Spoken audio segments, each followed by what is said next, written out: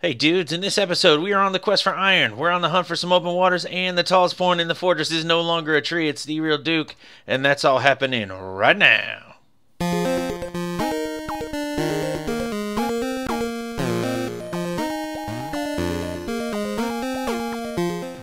Oh, what is going on, dudes? It's the real Duke, coming to you from the Craftage server hosted by Infinite Heights. How are you guys doing? You guys alright? Feeling good? Feeling it? Halloween on the way? We excited? Do you celebrate Halloween? Do you get dressed up like a crazy person? Or like you, I guess, how you really are? Is that what, do you take your true form during Halloween? Anyway, have fun during Halloween, dudes. So, you can see this over here. I think a lot of you probably already know what this is. It is an iron golem farm. I don't have the massive auto sugarcane farm up yet because I was thinking to myself I could make such a sugarcane farm if only I had enough iron. And then I was like, easiest way to get some iron is to set up an iron golem farm. So let's take a trip out there. It's not too far. I got tracks set up. It's pretty sweet. But this is the top floor. Currently the top floor. I am above the tree level here. That was formerly, right there, was formerly the highest point in the entire fortress kingdom, whatever you want to call it, right there, higher than any tree that grew naturally in the area. And what are we at up here? Y is 118, not too shabby. And we got, let's see, we got at least 2 or 3 more floors, maybe even 4 more floors, which is another 20 blocks. So we're going to be up in the 130s. It's going to be a sweet view. We're probably not even going to be able to see anything from up there. But anyway, that's where we are now, and you can see, because I'm slowly pulling in the sides, you can creep over the edge here. I picked a bad spot to show you. This is a better spot. You can see here we're slowly, the base floors of the tower are actually irregularly shaped, and so we're pulling in a floor every so often to kind of square up the tower a little bit and get it into a more regular shape by the time it gets to the top. And this is where we're going to have the ladder going all the way up. But as we're pulling it in tighter, you can see I don't really quite have the same amount of room to run here in terms of how, if I'm using half slabs, they're taking up twice as many blocks horizontally as stairs do to get the same distance vertically. Does that make sense? So to move up 1 block, you need 2 half slabs, whereas with a stair, you move up 1 block per horizontal block. So it takes 2 slabs to go 1 block, where it takes stairs to go 1 block, just a single stair. You know what I'm saying? You know what I mean. So I can go higher, faster with stairs. So I kind of crammed them in here. I think it looks okay. I might do upside down stairs under the stairs to kind of smooth it out a little bit, but I think that looks all right for now. As we go up to the top, we're going to have to switch to all stairs, and I might make them narrower than 3, because when the final shape, which is going to be a 9x9 tower, is up, if it's 3 wide, that's a third of the tower. That's a third of the tower being used for just, stairs to get up, and so there's not a lot of floor space, and then not a lot of use. We won't be able to get a lot of use out of the tower, because it's all going to be, the entire thing's going to be stairs. So let's head back down and go for a trek to the iron golem farm. It's pretty sweet. So again, I was thinking, I could use a lot more iron. I have a lot of base building to do, so there's going to be a lot of time where I'm not, where I'm just away from the iron golem farm to let it do its thing and collect. And so, I was like, let's just do it. So my current plan is to get with the villagers while we're on the way there. Current plan with the villagers is to get as many priest villagers and librarian villagers as possible, because these priests are giving me ridiculous trades right now. This is sweet. That's the maximum deal you can get with Bottles of Enchanting. This guy, the last things he's offering, you're not even going to believe. Protection 2, projectile protection 3, blast protection 3. It gets better. Feather falling 4. What? Respiration 1. Knockback 2. Flame 1, eh. But check this out. Unbreaking 3 books, sweet. Efficiency 3 books, sweet. 2 of those get you efficiency 4. You serious? And all I gotta do is give him a friggin' book. With the automatic cowerizer, the beefinator running, I'm getting all kinds of leather. So I don't even, it's not even an issue. But so these dudes, this guy's a little less good. Little less good. But he's giving me glowstone, which is sweet. And what else is he giving me? He's giving me something else. Oh yeah, the Eye Ender was the last one I unlocked, but it's not really that great. I got a guy giving me an Eye of Ender for 7. So let's head over to the Iron Golem farm, and I could have just torn this down, right? But I when I talk about it with in TeamSpeak with other dudes on the Infinite Heights server, they're like, how do you get the guys up there? And there's no easy way to do it. The easiest way to do it is to run a track, jam your villagers in a minecart, and then get them up there. That's really the easiest way to do it. So now I would hop in a minecart and head up here, but I'm not 100% sure that the end of the track is terminates in a safe way. So yeah, it definitely does not. That would just shoot me off the edge, which is not useful, not quite useful. So, but basically what we did was I ran this over, pretty much right up this ramp that I have here, and I dumped all the villagers into the top floor before I put water in it, okay? And then I just cut a hole in the wall, knocked the cart. Well, that's a lot. 6 in there, whatever. I knocked the hole in, and I dumped 2 villagers in that cell, and I brought the minecart over, dumped 2 villagers in this cell. I brought villagers over, dumped them in this cell, and then the last one right here. And then I just waited. It's just a waiting game. And then I just went on about my business doing other things.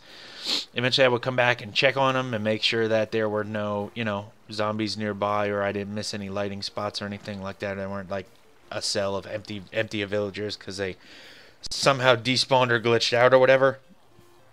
And they eventually catch up and start breeding in there. So as soon as you get to, I believe, 16, the Iron Golems start forming. So after I dumped the last villagers in there, I closed up the walls, put the torches back, lit everything up, and I put the water down, the water streams down to get the spawning pads to take the Iron Golems and their sweet iron meat down into the Killerizer. And I'll take you to the Killerizer right now. It's pretty sweet.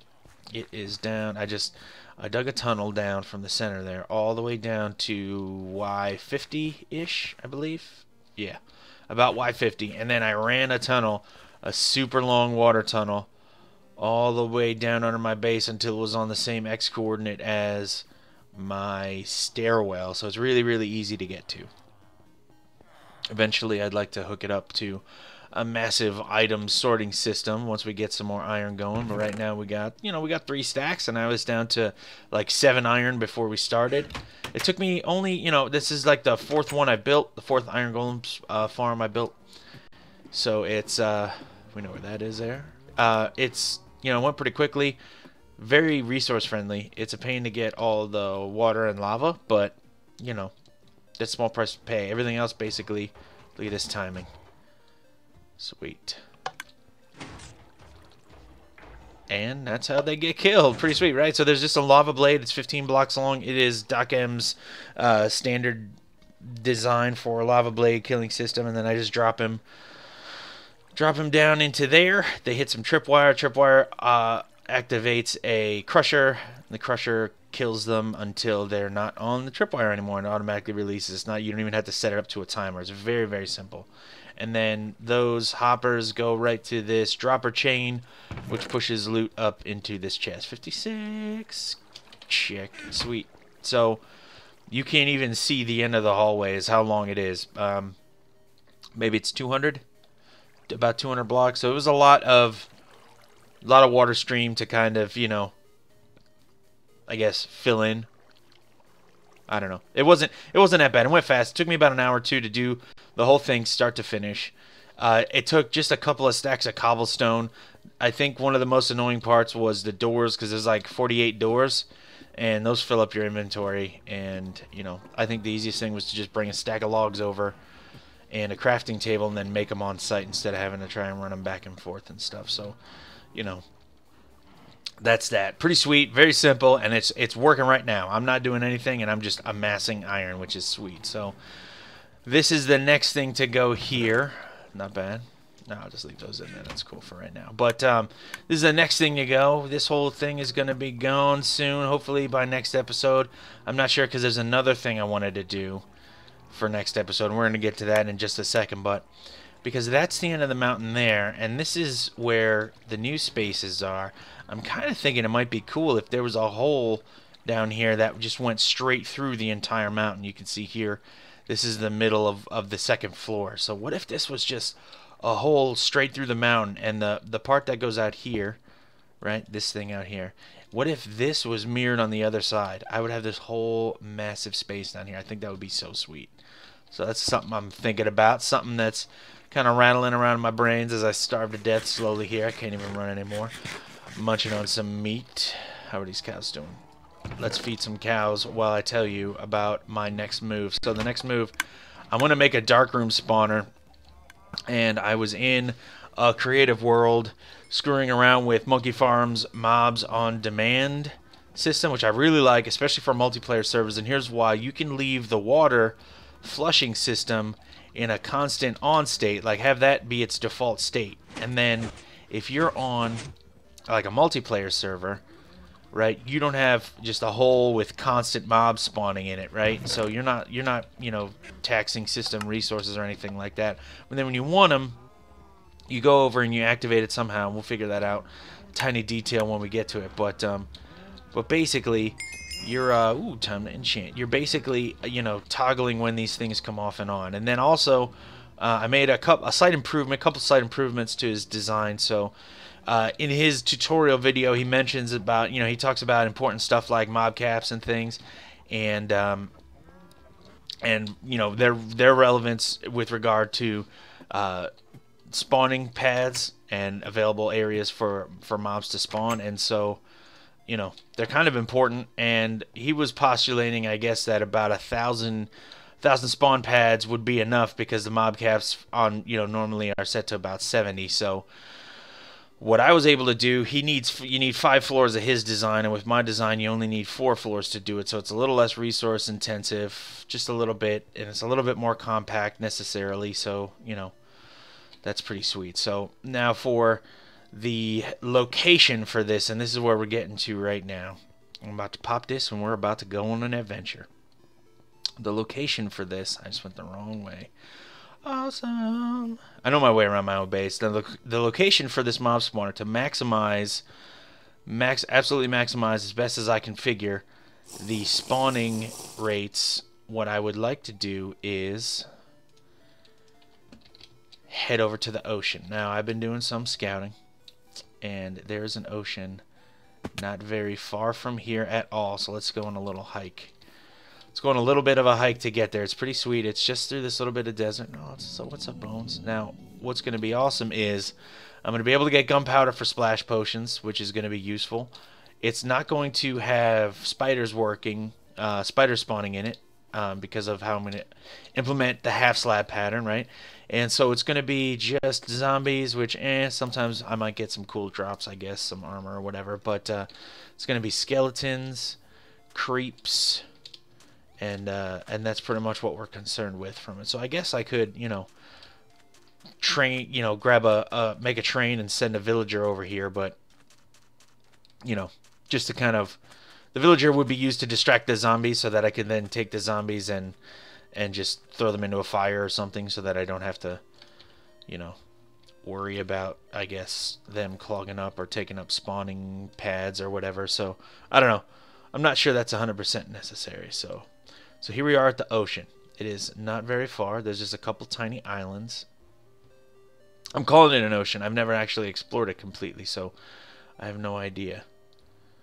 I wonder if this is a big island or if this is some mainland or what. But basically, the ocean or deep parts of the water here are about 30 blocks deep. And so if we can go up to about 90 blocks in the sky above that, we're looking at 120, and that's a, you know, the maximum radius around you that mobs will spawn. So we'll have that be where I stand. Then 24 blocks from that will be the nearest, or the closest. Yeah, this is looking like some solid ocean, open ocean here. Just a couple little islands over there. Nice. So 24 blocks away from me will be the nearest pad for mobs to spawn. And, you know, we'll stack them up above that. And it'll be floating up in the sky, but hopefully we'll be able to make it look cool for anybody that happens to come by. So I can't even see where I am right now. This is awesome. This is exactly what we're looking for. I can't even see land loaded except for that little island right there, which we'll throw some torches on. Right here, up in the sky, is where we're going to build it. And I think, let me just take a quick snapshot of these. Oh, nailed it. Coordinates. Nice. Not even that far away, which is really sweet. So it'll be pretty quick to get here too. So awesome.